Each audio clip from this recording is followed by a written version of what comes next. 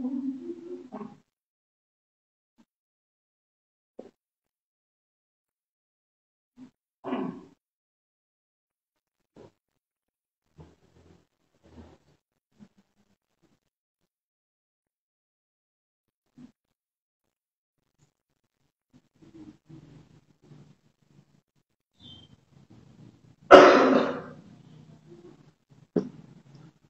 عليكم ورحمة الله وبركاته.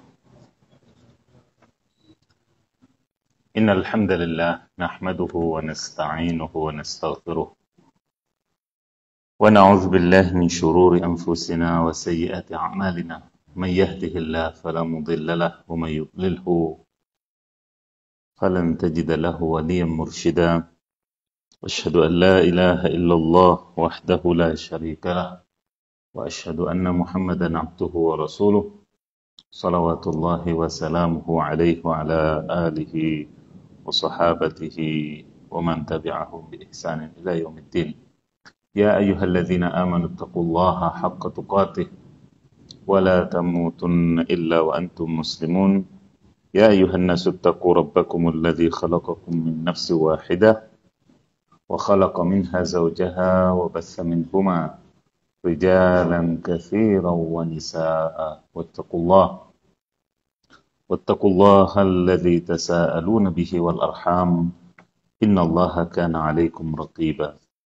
يا أيها الذين آمنوا اتقوا الله وقولوا قولا سديدا يصلح لكم أعمالكم ويغفر لكم ذنوبكم ومن يطع الله ورسوله فقد فاز فوزا عظيما. أما بعد، فإن أصدق الحديث كتاب الله وخير الهدي هدي محمد صلى الله عليه وسلم وشر الأمور محدثاتها وكل محدثة في دين الله بدعة وكل بدعة ضلالة وكل ضلالة في النار.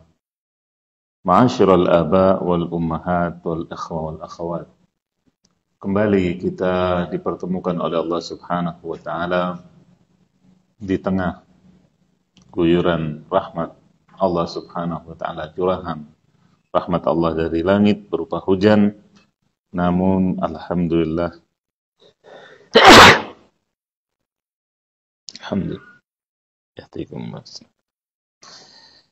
alhamdulillah sekali lagi kita bisa sampai ke tempat ini dalam rangka mengkaji asma Allah Subhanahu wa Ta'ala, dalam rangka menambah tafaqquh fid din, pengetahuan kita dan pemahaman kita tentang agama. Semoga Allah Subhanahu wa Ta'ala mencatat mulai dari niat kita, upaya kita menuju tempat ini juga sebagai tambahan amal soleh di sisinya dan pengangkat derajat kita. Salawat dan salam kita haturkan kepada Nabi tercinta termulia Muhammad sallallahu alaihi wasallam. Begitu pula kepada keluarga beliau, para sahabat setia beliau dan seluruh pengikutnya. Jamaah yang dirahmati Allah, pada kesempatan yang lalu kita telah sampai di akhir pembahasan tentang asma Allah Al-Muqaddim dan Al-Muakhir, atau tepatnya manfaat dari mengimani kedua asma ini. Ya. Di mana pada poin ketiga disebutkan di sini. Saya ulangi dari poin pertama, ya, tawakal dan berbaik sangka kepada Allah Subhanahu wa Ta'ala dalam semua perkara. Perbuatan Allah itu mengandung hikmah dan kebaikan walaupun kita tidak mengetahuinya. Baik itu pemajuan atau pemunduran suatu perkara, itu mengandung kebaikan bagi kita. Dan boleh jadi kita mengetahuinya ataupun tidak mengetahuinya. Kemudian yang kedua, takut pada Allah, juga tak merasa aman dari makarnya, walau hambanya itu orang yang taat dan banyak kebaikannya. Sehingga hamba yang seperti ini selalu memohon keteguhan hati kepada Rabb-Nya, selalu memohon ketetapan dalam agamanya atau di atas agamanya. Karena kalau kita membaca sejarah banyak ya orang yang soleh kemudian tergelincir, orang yang bahkan alim, orang yang bahkan qari ya. Tapi kelebihan-kelebihan tersebut tidak menjadikannya mengakhiri hidup dengan akhir yang baik atau husnul khatimah. Maka dari itu kita seperti yang dicontohkan oleh Rasulullah SAW hendaknya memohon ketetapan hati di setiap sujud kita kepada Allah dalam salat-salat kita, baik yang wajib maupun yang sunnah. Kemudian yang ketiga, ketika seorang hamba meyakini bahwa Allah adalah zat yang mendahulukan dan mengakhirkan segala perkara, maka dia tidak mencari untuk dirinya sendiri jabatan, kekuasaan, hal-hal keduniaan, karena hasratnya hanyalah untuk menjunjung agama Allah melalui tangan siapapun. Karena dia meyakini yang bakal tampil maju hanya yang telah ditentukan oleh Allah Azza wa Jalla. Artinya atau singkatnya bahwasanya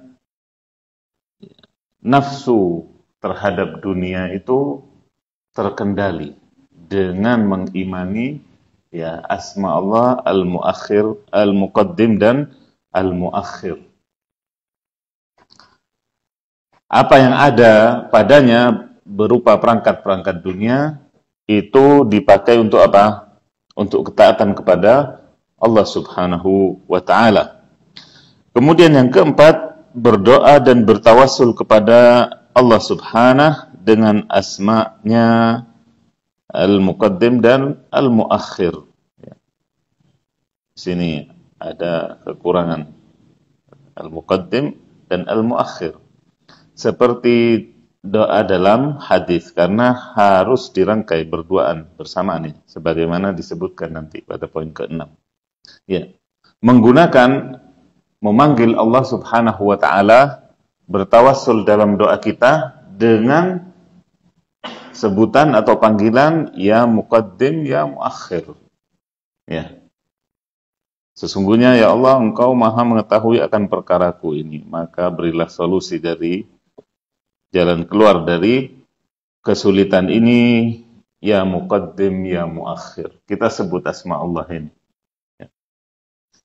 Itu diantara faedah kita mengimani dua asma ini.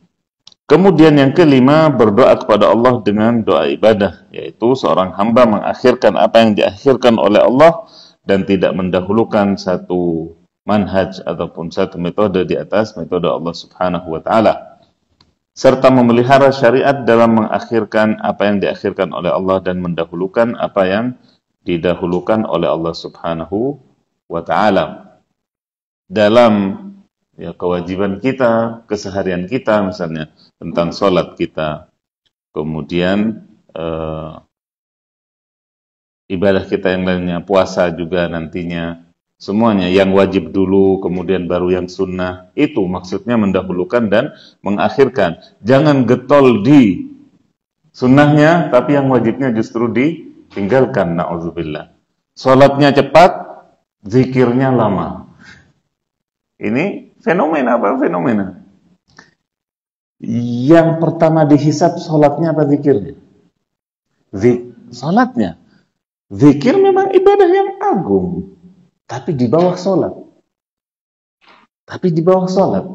Nah, di sini ya, manfaat dan fungsi kita mengerti atau paham akan urutan dalam beribadah kepada Allah, dalam beragama. Yang wajib dulu. Soal berzikir, ya, dalam keseharian kita, dalam kebiasaan kita zikir seperti yang dituntun dalam sunnah. Tapi bisa kita tinggalkan ketika kita safar, kita pakai doa yang ringkas, kita pakai zikir yang ringkas. Ya. Sebagian ya, yang belum paham tentang hal ini tentunya, ya itu yang kita lihat, sholatnya seperti ayam matuk jagung, Pernah melihat ayam mematuk jagung, kemudian zikirnya lama sesudah salatnya. Wallahul musta'an. Maka dia tidak mengedepankan apa yang Allah kedepankan dan tidak mengakhirkan apa yang Allah akhirkan. Ini yang dimaksud poin yang kelima.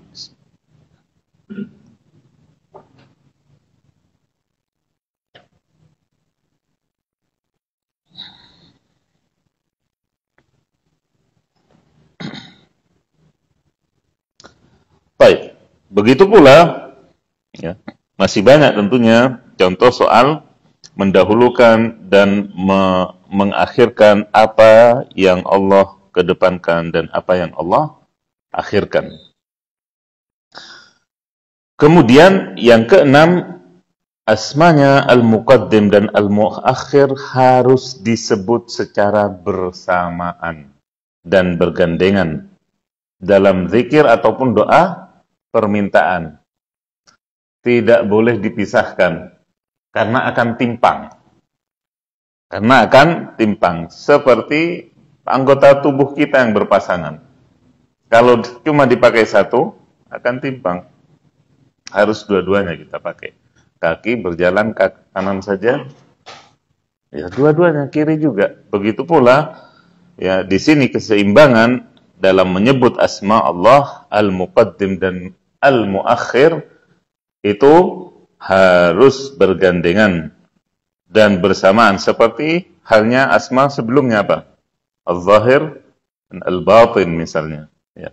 Atau asma Allah yang lainnya yang ya bergandengan disebutkan selalu bersamaan dalam ya doa-doa yang dicontohkan oleh Nabi alaihi salatu wassalam seperti ya asma ini ketika hadis Ali bin Abi Thalib yang lalu, Allahumma ighfir li ma qaddamtu wa ma akhartu wa ma asrartu wa ma a'lantu wa ma asraftu wa ma anta a'lamu bihi minni antal muqaddim wa antal muakhir atau wal muakhir la ilaha illa ant. Di sini disebutkan dua-duanya bersamaan. Sebab itu menunjukkan keutuhan dan kesempurnaan Sang Khalik serta pujian atasnya. Kalau disebut zat yang memajukan atau mendahulukan, akan timbul pertanyaan, lalu yang mengakhirkan siapa? Itulah. Ya. Wahai zat yang memajukan, berhenti di sini, akan timbul pertanyaan orang yang mendengar doa kita. Ya. Lantas siapa yang mengundurkan? Seperti itu. Tapi kalau disebut bersamaan, wahai zat yang memajukan dan memundurkan. Ya. Wahai zat yang mendahulukan atau mengakhirkan. Maka jika disebut dua-duanya, ini menunjukkan sekali lagi keutuhan dan kesempurnaan dalam zat Allah subhanahu wa ta'ala sebagai Sang Khalik. Kemudian yang ketujuh atau yang terakhir di sini, memajukan dan mengundurkan suatu perkara adalah bagian dari perbuatan Allah sesuai keagungannya. Memajukan dan mengundurkan adalah sekali lagi bagian dari perbuatan Allah. Dilakukan kapan saja Allah kehendaki dan di mana saja Allah kehendaki. Rasulullah sallallahu alaihi wasallam dikatakan sebagai afdalul khalq, sebaik-baik makhluk. Akan tetapi Allah akhirkan penciptaannya. Ya, Pak ya. Setelah Nabi Adam, setelah ya seterusnya sampai kemudian Nabi Isa, baru kemudian Nabi kita Muhammad SAW. Allah akhirkan meskipun akhir yang terbaik, penutup yang terbaik. Ya. Itu dalam penciptaan. Dalam hal juga perbuatan-perbuatan yang lainnya. Juga ketika kita membuka sirah nabawiyah misalnya, periode Mekah dengan periode Madinah. Ya. Di mana di situ juga terjadi ya, pendahuluan dan pengakhiran perkara.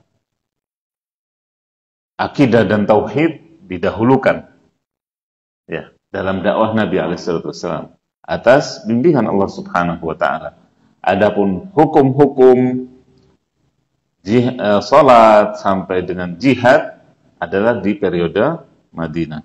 Dan itu sekali lagi min tadabirillah, bagian dari perbuatan-perbuatan Allah sesuai dengan kemuliaan dan keagungannya. Nah,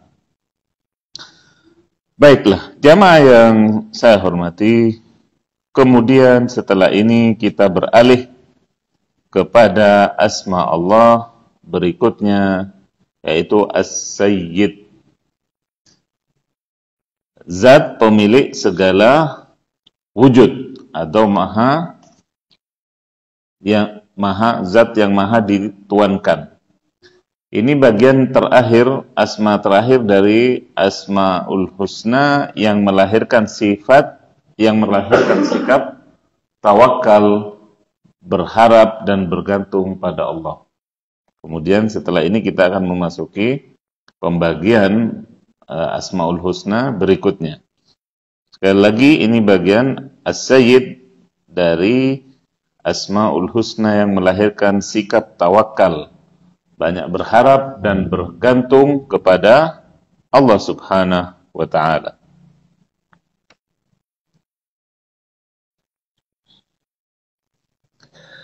Perlu diketahui jamaah yang dirahmati Allah, asma As-Sayyid ini tidak ada dalam Al-Quran, tidak disebutkan. Akan tetapi disebutkan beberapa kali dalam As-Sunnah. Di antaranya dari sahabat Mutarrif bin Abdullah bin Syekhir,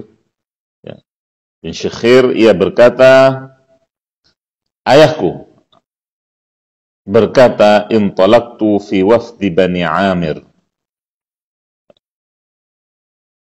ila Rasulillah sallallahu alaihi wasallam faqulna anta sayyiduna faqala as-sayyid Allahu tabaraka wa ta'ala.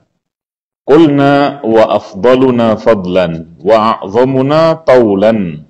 Faqala qulu biqaulikum aw ba'di qaulikum wa la yastajriyannakumus syaitan. Wa la yastajriyannakumus syaitan. Ayah Mutarrif, yaitu Abdullah bin Syekhir, menceritakan kepada putranya Mutarrif bahwasanya aku dahulunya ikut bersama rombongan Bani Amir menghadap Rasulullah sallallahu alaihi wasallam. Lalu kami mengatakan, ya, ini bentuk tarhib, bentuk ucapan selamat datang kalau kita, ya, bentuk at-tarhib atau ucapan sambutan selamat datangnya. Itu biasa di kalangan Arab dengan mengatakan, ya, kata-kata yang baik. Tetapi ya, ketika yang dijumpai adalah Rasulullah sallallahu alaihi wasallam, maka ya, rombongan ini yang sudah beriman tentunya memuji Rasulullah sallallahu alaihi wasallam.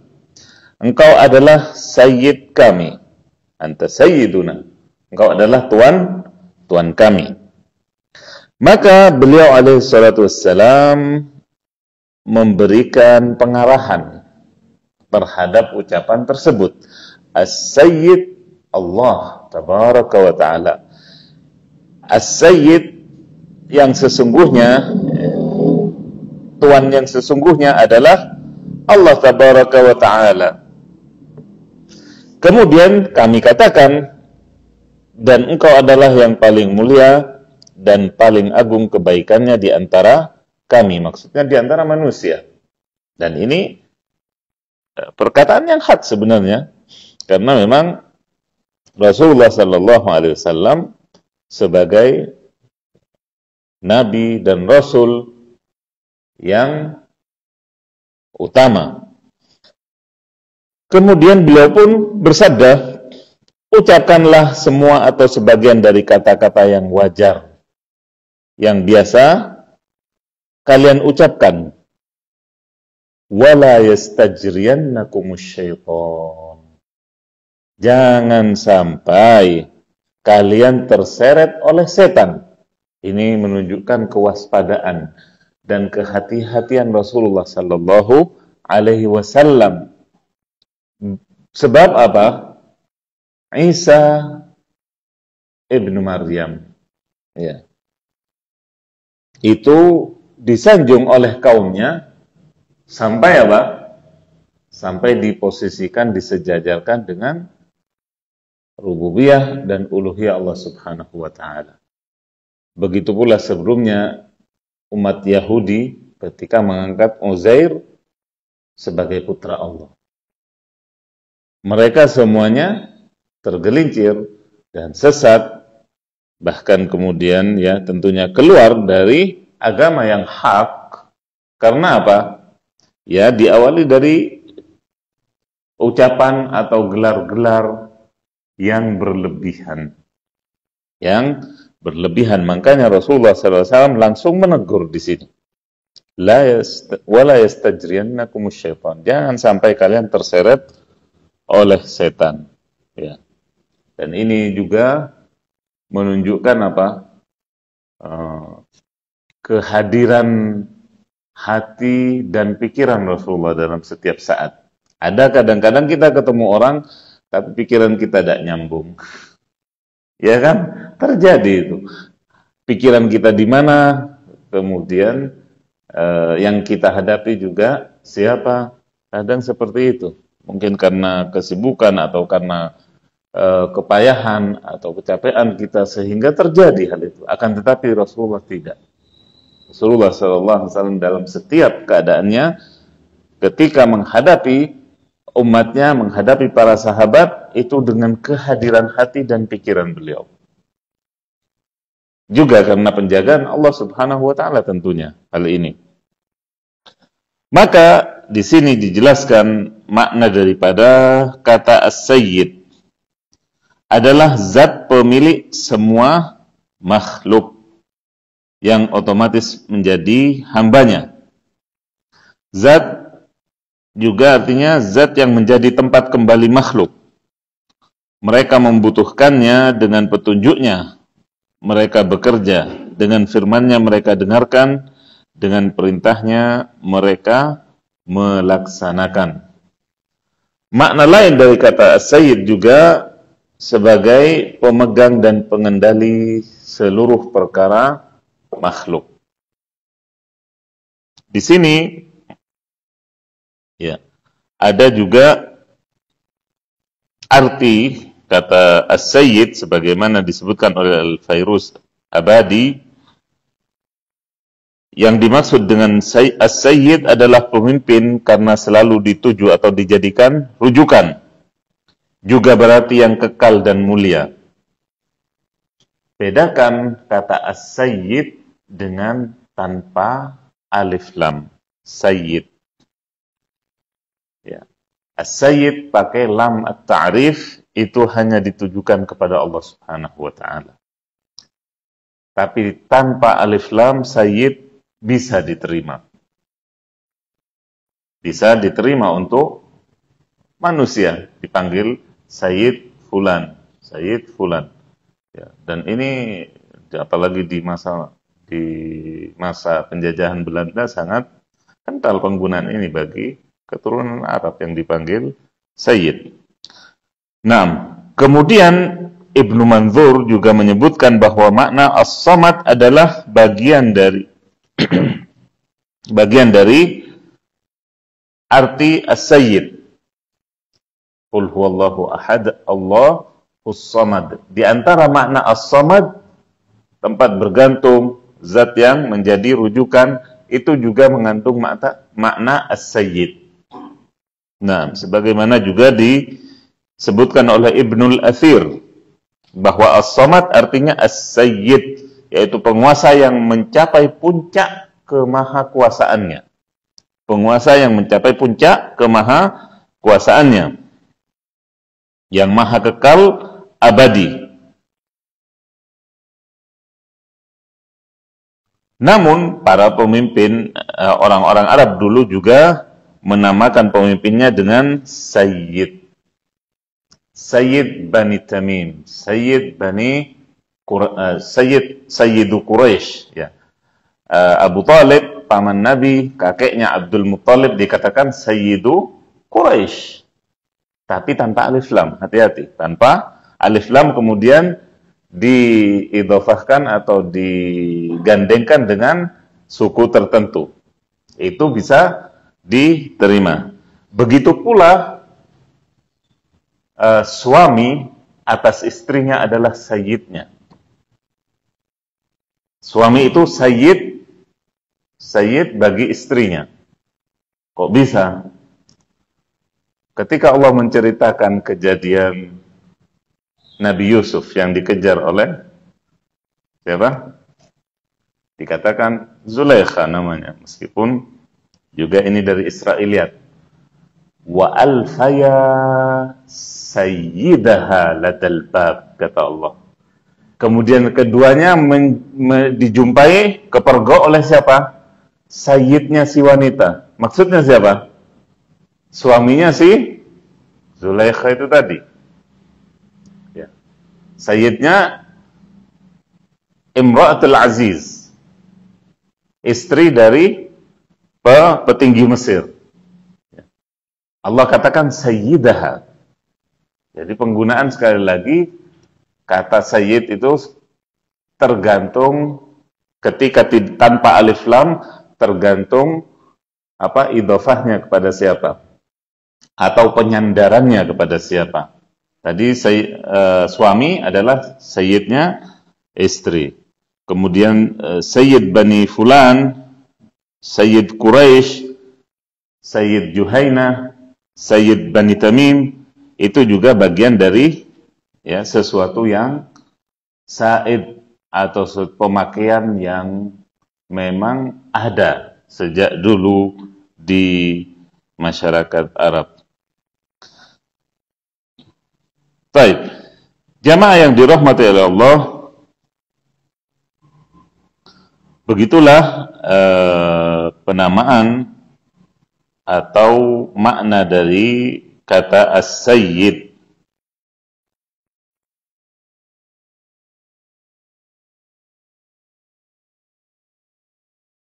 Ketika Syekh bin Baz rahimahullah ditanya tentang penggunaan kata sayyid ini, beliau menjawab rahimahullah, la yuqalu sayyidi. Tidak boleh disebut atau dikatakan tuanku atau sayyidi. Amma sayyid fama yukhalif. Adapun sayyid itu bisa diterima. Sayyid Bani Fulan kata beliau atau Allan. Misla ma qala alaihi salatu wassalam, seperti yang disabdakan oleh Nabi alaihi salatu wassalam terhadap Al-Hasan. Al-Hasan siapa? Bin Ali, cucu Nabi. Apa kata beliau alaihi salatu wassalam tentang Hasan? Inna ibni hadha sayyidun. Sesungguhnya anakku ini, yaitu yang dimaksud Hasan, yaitu cucunya, adalah sayyid, pemimpin. Bahkan dalam hadis yang lain, sayyidu syababi ahlil jannah.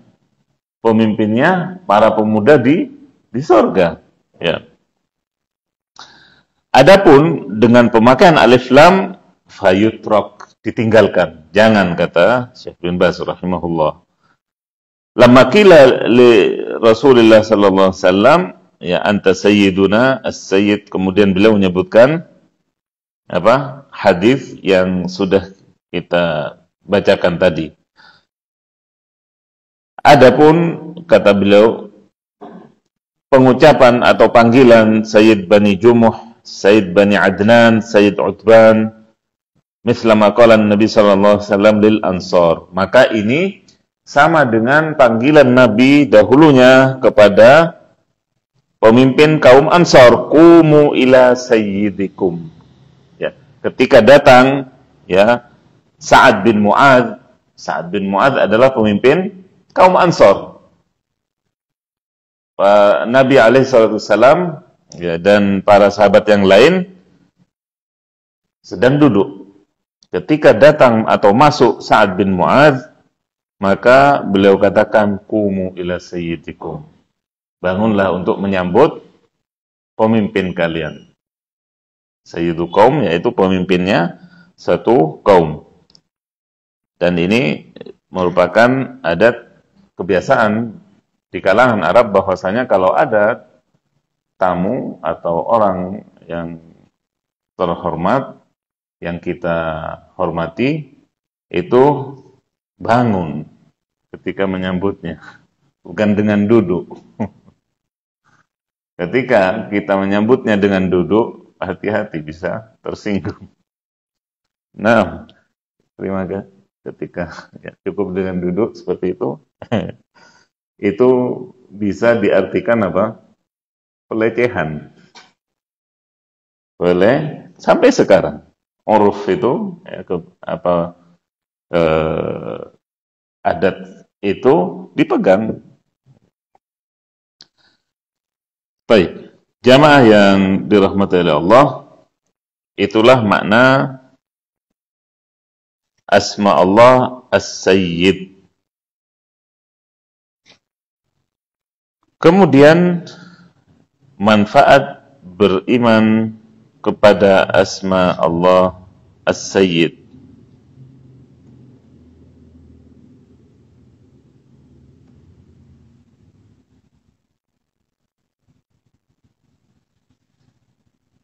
Yang pertama, mencintai dan mengagungkan Allah serta berupaya maksimal untuk beribadah secara ikhlas kepada Allah Subhanahu wa ta'ala sebagai As-Sayyid. Karena Allah lah yang memiliki perkara kita, yang mengatur juga perkara kita, yang memiliki hidup dan mati kita. Itulah Allah As-Sayyid. Maka dari itu, sebagai hamba yang baik, sebagai hamba yang beriman, maka selayaknya kita berupaya secara maksimal untuk beribadah secara ikhlas kepadanya.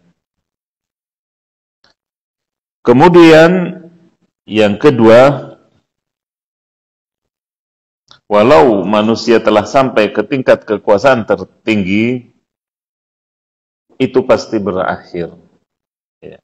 Kalau pejabat ada pensiunnya, ada masa jabatannya, ya. Pasti berakhir dan semuanya hanya titipan. Beda dengan kekuasaan Allah Subhanahu wa ta'ala sebagai sang Khalik tentunya.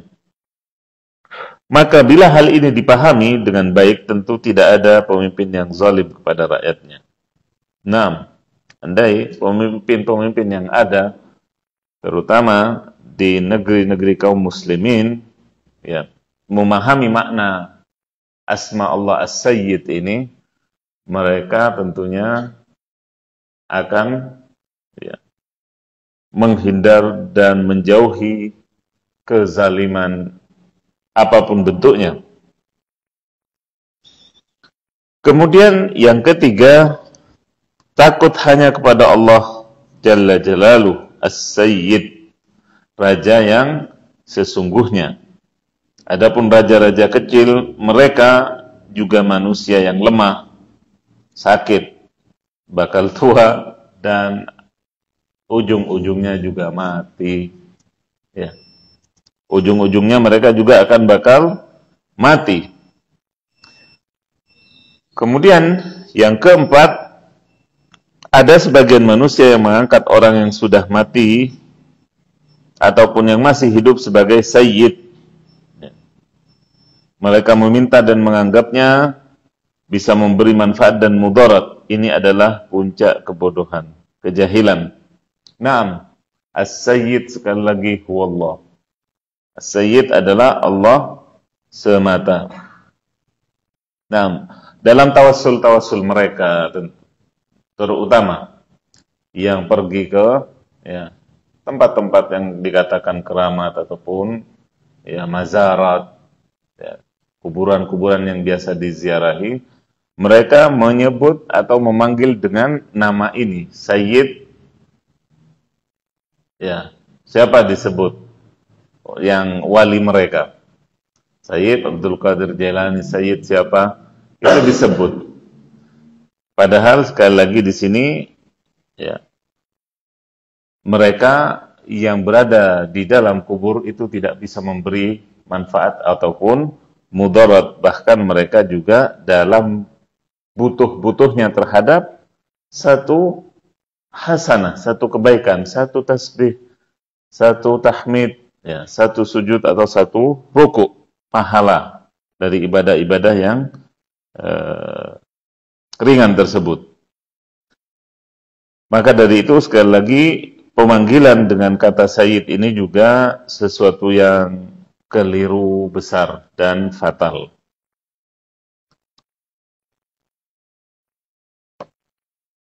Baik. Karena waktu juga yang membatasi kita, saya kira cukup sekian dulu apa yang bisa saya sampaikan pada kesempatan kali ini. Mudah-mudahan bermanfaat untuk saya pribadi sebelum Anda sekalian. Terima kasih atas perhatiannya. Saya akhiri subhanakallahumma bihamdik. Asyhadu an la ilaha illa anta. Astaghfiruka wa atubu ilaik. Assalamualaikum warahmatullahi wabarakatuh.